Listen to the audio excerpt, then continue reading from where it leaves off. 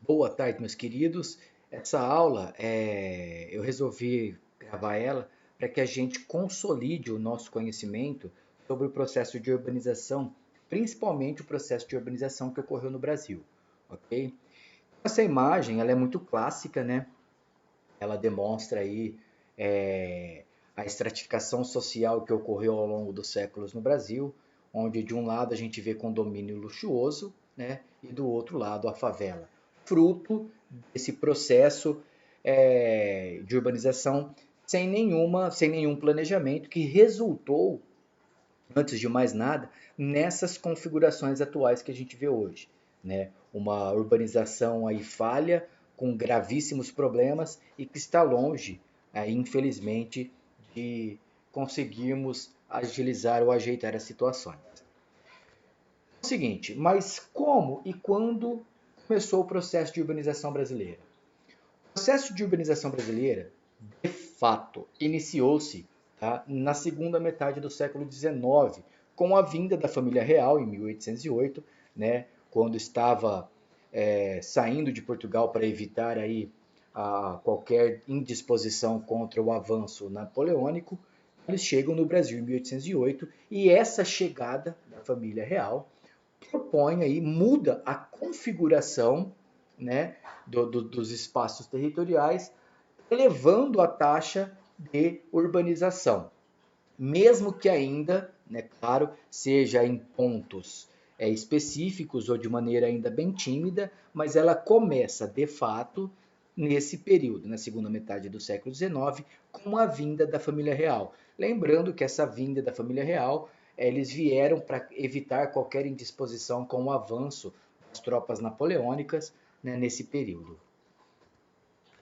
Então, para que a gente entenda aí, né, uma curiosidade, quando eles fugiram, né, e atravessou o Oceano Atlântico e se instalou na cidade de São Sebastião do Rio de Janeiro, né, começa aí essa situação, começa o desenvolvimento dessa região, né? Por isso que hoje nós temos o Rio de Janeiro, São Paulo, a região sudeste, um pouco mais desenvolvida que as outras. Lembrando também que se a gente for observar de maneira fria, a gente percebe que o nosso litoral também é bastante urbanizado. Lembrando por quê? O contexto histórico da colonização, que começou do litoral para o interior. E à medida que avançava-se para o interior, eles iam, né, achando cada vez mais barreiras naturais que impediam o crescimento.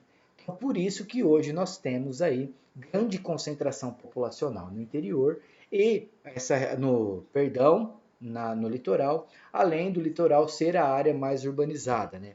Mais próximo ao litoral ser a área mais urbanizada. A urbanização é o conceito geográfico que representa o desenvolvimento das cidades. Nesse processo ocorre a construção de casas, prédios, redes de esgoto, ruas, avenidas, escolas, hospitais, redes elétricas, enfim, toda a infraestrutura necessária para o desenvolvimento da sociedade, ok? Então, a urbanização do século XX foi marcada por importantes características, a começar pelo ritmo bastante acelerado do crescimento das cidades e pela sua abrangência agora mundial. Lembrando que a urbanização ocorre de maneira mundial logo após a Revolução Industrial, né, onde ocorre ali de fato um inchaço das cidades, né, que ocorre ali a criação das indústrias, o êxodo rural, que vem ocorrer no Brasil somente no século XX. Mas enfim, vamos dar seguimento aqui. Uma coisa que eu gostaria que vocês se lembrassem é que quando a gente fala de cidade, nós estamos falando de área administrativa de um município, ok?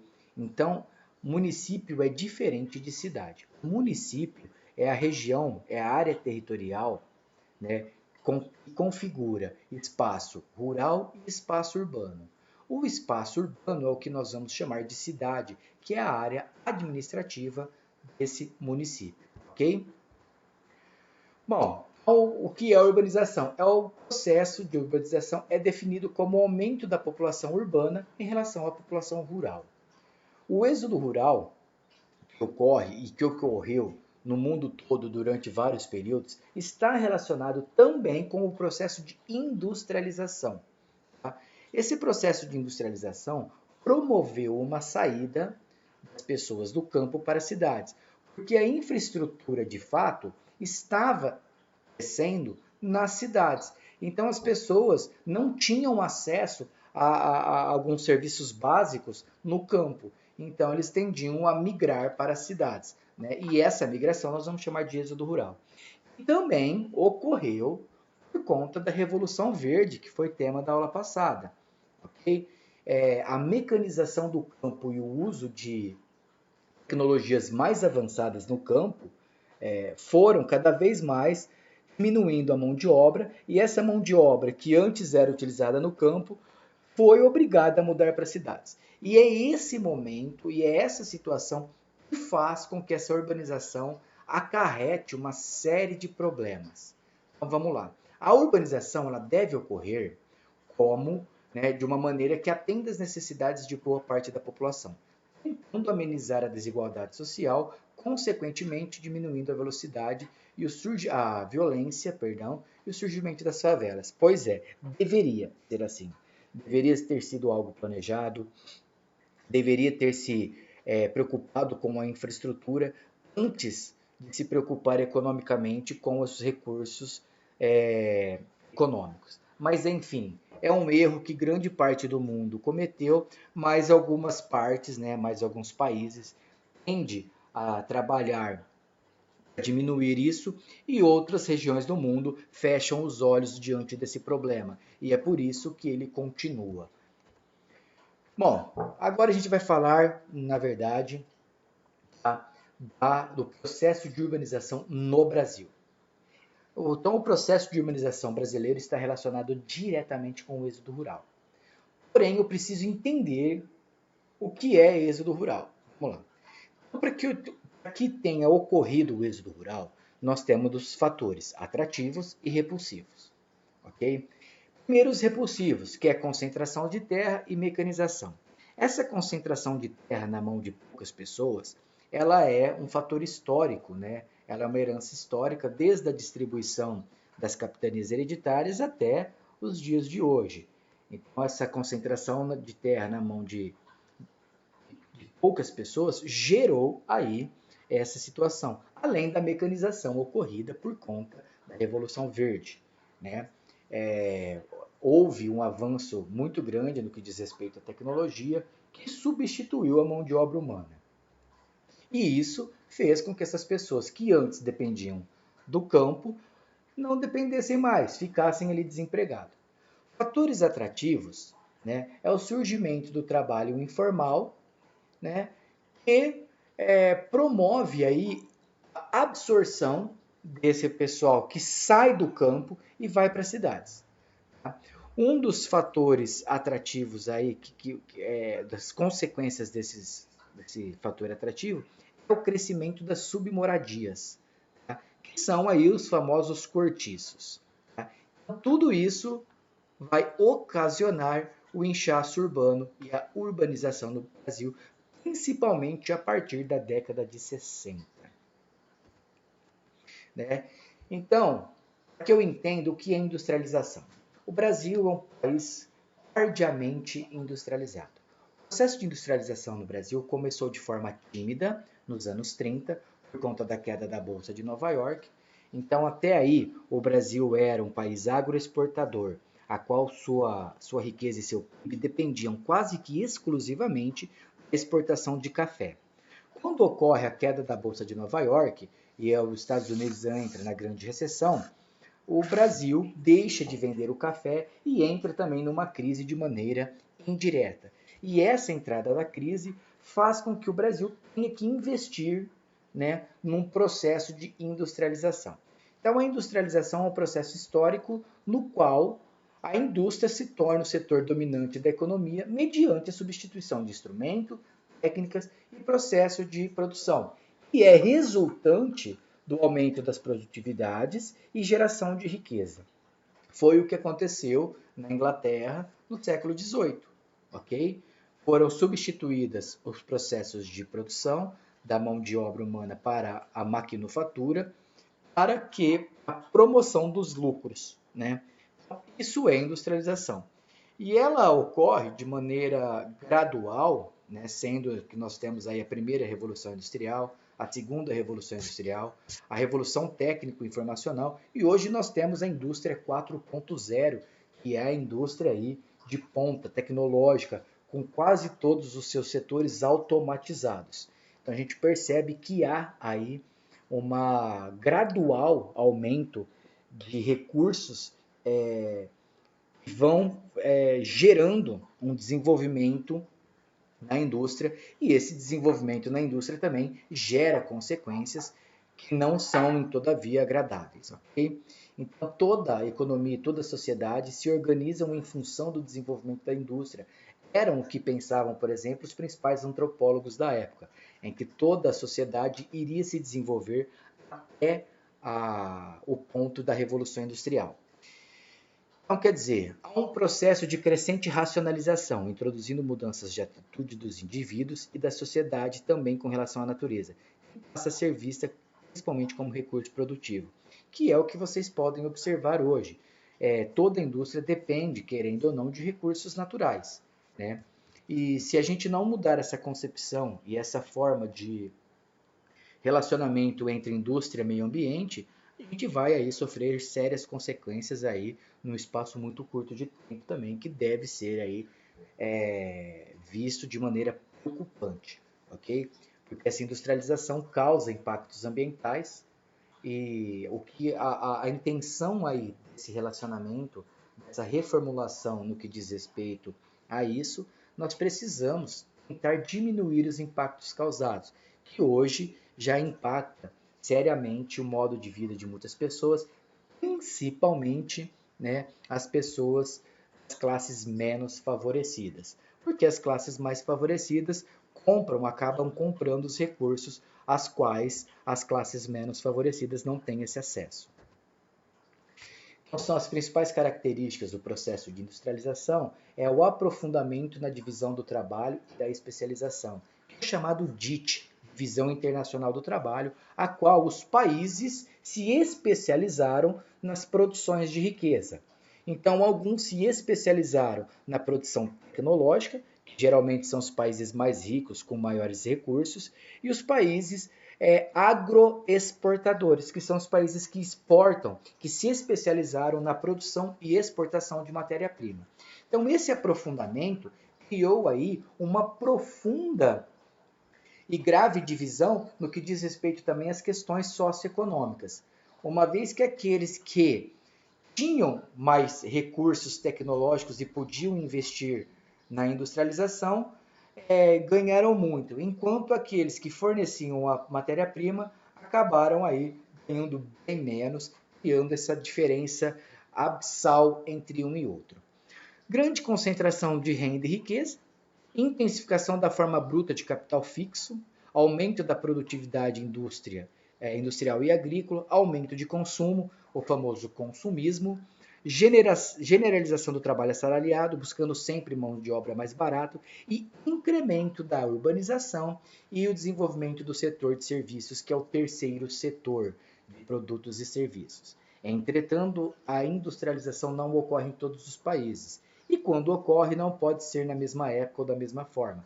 Por isso, né, que a gente tem que se lembrar que, por exemplo, o Brasil é um país com industrialização tardia, que só veio a se industrializar mesmo na década de 50, quando, inclusive, essa industrialização ocorreu por conta da chegada de multinacionais, né? O plano de metas de Juscelino Kubitschek permitiu a entrada de várias indústrias do setor automobilístico, entre outros, o que levou o Brasil a um desenvolvimento maior em relação aos anos anteriores.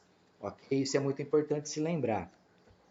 O plano de metas de Juscelino queria desenvolver o Brasil 50 anos em apenas 5, uma vez que, como eu já disse e vou enfatizar, o Brasil ainda era um país com industrialização tímida e agroexportador. Bom, as cidades no Brasil. Qual que foi o processo histórico da criação delas, né? E quais foram as situações que criaram elas? No século XVI, quando ocorreu o ciclo da cana, Então nós tínhamos pequenos núcleos urbanos no litoral, principalmente no Nordeste, na região da Zona da Mata Pernambucana, ok? Então aí nós tivemos núcleos urbanos onde os senhores de engenho moravam, ok? Já no século 17 e 18, quando ocorreu a mineração, surgiu muitas vilas no interior de Minas Gerais. Então essas várias vilas que se tornaram grandes cidades históricas como Mariana, Ouro Preto, Ouro Fino, tudo mais, nasceram do ciclo da mineração. Já no século XIX, nós temos o ciclo do café, onde nascem várias cidades, principalmente na região sudeste, na região aí de Minas Gerais, São Paulo e Rio de Janeiro. Já no século XX, a industrialização, né, que é onde ocorre a migração do campo para as cidades, o famoso êxodo rural, e o crescimento das cidades, né, que vai aí ocorrer de forma não planejada e vai começar os grandes problemas que nós temos até hoje. O Brasil, um país urbano. Sim, o Brasil hoje ele é um país urbano. A maioria da população brasileira é urbana. De cada 10 brasileiros, 8 moram na cidade. Lembrando ainda que o Brasil é um dos países com maior capacidade agrícola do mundo, porém, o alto investimento em tecnologias e mecanização do campo fez com que a população, mesmo com essa potencialidade agrícola, viesse a morar nas cidades. Bom, isso significa que o Brasil se urbanizou muito rapidamente, como eu disse, a partir da década de 1960. Essa urbanização acelerada da população brasileira ocorreu junto com a industrialização do país, né? Que ocorreu lá começou na década de 50 com o plano de Juscelino Kubitschek. É o seguinte, que a gente entenda, mas isso não é bom? As pessoas que viviam no campo agora vivem na cidade, não vão ter acesso a produtos e serviços aos quais eles não tinham na cidade. Sim, deveria ser assim. Porém, o crescimento das cidades e a urbanização favorecem a expansão do comércio e dos serviços, o nascimento dos trabalhos informais, surgem as metrópoles, né? São cidades grandes e muito populosas que concentram as principais indústrias, produtos e serviços. A população começa a se concentrar mais em algumas cidades do que outras, criando aí a hierarquia urbana, as metrópoles, as áreas metropolitanas e tudo mais. Então, todos esses acontecimentos levaram a sérios problemas, sejam eles na ordem social, sejam eles na ordem ambiental, e a gente vai aí entender quais são eles. As cidades, né, dependendo do seu grau de desenvolvimento, tamanho e população, elas recebem aí uma titulação. Então nós temos as metrópoles mundiais, que influenciam todo o país e são responsáveis aí por serem as principais disseminadoras de produtos, serviços e culturas. Então nós temos no Brasil, São Paulo e Rio de Janeiro, que são aí as principais metrópoles responsáveis por disseminar produtos, serviços e serem influenciadoras do modo de vida. Desculpa. A gente tem as metrópoles nacionais, tá? Que influenciam os estados e as regiões onde estão localizadas. Salvador, Porto Alegre, Belo Horizonte, Curitiba, todas essas cidades são metrópoles nacionais. As metrópoles regionais, que são cidades, tá? Grandes cidades afastadas, interioranas, que absorvem aí, né, às vezes tem mais de 1 milhão de habitantes, que abrigam atividades diversificadas e que também são responsáveis, né, por girar a economia do local. Por exemplo, Campinas, Goiânia, Ribeirão Preto, para nós é uma metrópole regional, que concentra uma diversidade muito grande de produtos e serviços e influencia aí na economia regional. Nós temos as capitais regionais, cidades de médio e grande porte que influenciam um vasto número de municípios, centros regionais e centros locais, que influenciam apenas a área de seu município. Então essa hierarquia ocorre dependendo do grau, né, de desenvolvimento socioeconômico de cada região, além, claro, do número de população. Então nós temos aí uma população urbana por região muito dispar no Brasil. Okay? Nós temos a região norte, por exemplo, com uma população muito pequena, devido às condições de desenvolvimento socioeconômicos e ambientais. né, uma vez que a floresta amazônica ocupa 30% do território brasileiro e impede aí a ação humana, e deve mesmo impedir, porque é uma floresta necessária por muitas coisas, então o desmatamento dela poderia gerar aí uma série de problemas. E nós temos a região sudeste, por exemplo, que concentra aí, né, cerca de 40% da população nacional. São aproximadamente 72 milhões de habitantes, 90% dos quais vivem em cidades. E é também no sudeste que se encontram as três cidades brasileiras com mais de 1 milhão de habitantes: São Paulo, Rio de Janeiro e Belo Horizonte. Okay? A região sudeste, ela além de ser a mais desenvolvida, né, no que diz respeito ao PIB, Produto Interno Bruto, e ser aí responsável por 50% da riqueza do país, é responsável também por concentrar 40% da população nacional. Já na região centro-oeste, é uma região que vem crescendo muito nos últimos anos, principalmente Mato Grosso do Sul, tá? É a segunda região de maior população urbana, né? Onde 89% dos habitantes vivem em cidades, apesar também de ser uma região com grande potencial agrícola. Tá? Então, a agropecuária impulsionou a urbanização do Centro-Oeste, cujas cidades apresentam atividades econômicas essencialmente de caráter agroindustrial.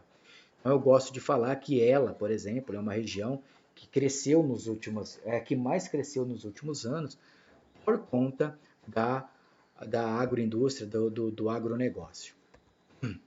A região sul, apesar de contar com o terceiro maior contingente populacional do país, cerca de 25 milhões, é uma economia vigorosa, também baseada na agropecuária. Então, a região sul, para que a gente entenda, foi a última região do país a ser colonizada. Colonizada não, perdão, povoada.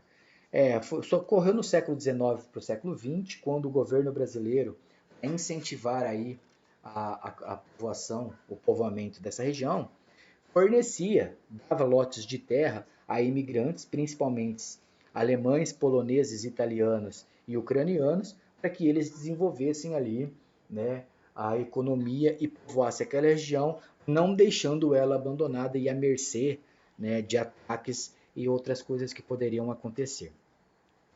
Essas atividades econômicas da região, elas estão ligadas a esse processo, a pequenas propriedades particulares, produtoras de vinho, queijos e produtos agrícolas, e esse modelo hoje tem um alto grau de industrialização em indústrias de ponta e tem uma economia vigorosa, sendo a segunda economia do país.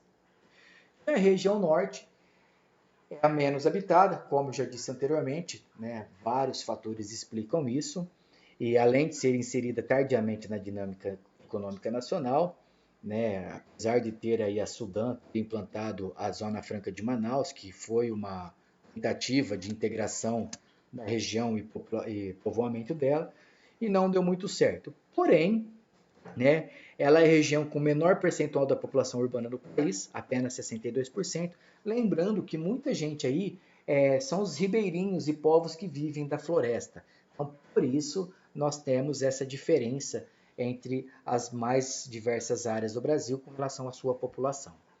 Pessoal, com a aula de hoje eu vou parar por aqui. Eu espero que vocês tenham entendido. Na próxima aula eu vou dar sequência e, inclusive, eu vou trabalhar essa maneira aí para que a gente faça um simulado nas próximas aulas, já se preparando para os próximos simulados e próximas provas.